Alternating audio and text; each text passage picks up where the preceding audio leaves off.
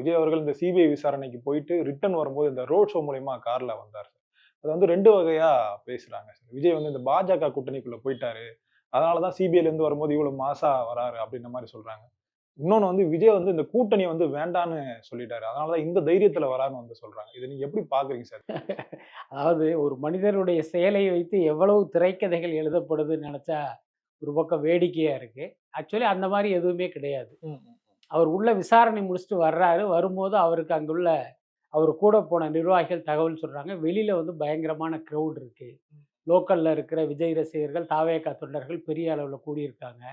அப்படின்னு சொன்னதுனால அவர் என்ன பண்றாருன்னா, அந்த மேல டோர தொறந்துட்டு எல்லாருக்கும் கை காட்டிட்டு வர்றாரு.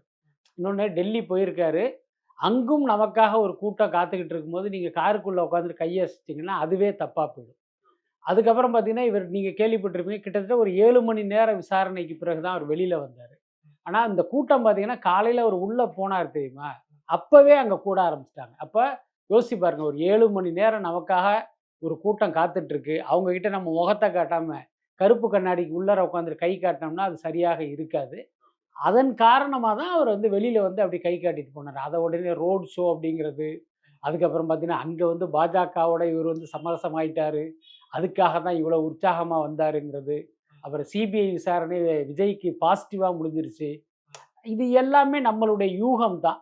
ஆனா ரொம்ப வெளிப்படையா சொல்லணும் அப்படின்னா, விஜய் அந்த மாரி வந்து கையாட்டி சிரித்து வந்ததற்கு அங்கிருந்த ரசிகர்கள் ஒரு பக்கம் காரணமாக இருந்தாலும், இப்ப நம்ம இப்படி பண்றதன் மூலமாக என்ன சில ஹேஷியங்கள்லாம் வரணும். அத நம்ம ரசிக்கணுங்கிற அந்த எண்ணம் கூட காரணமா இருந்திருக்கும்னு நெனைக்கிறேன்.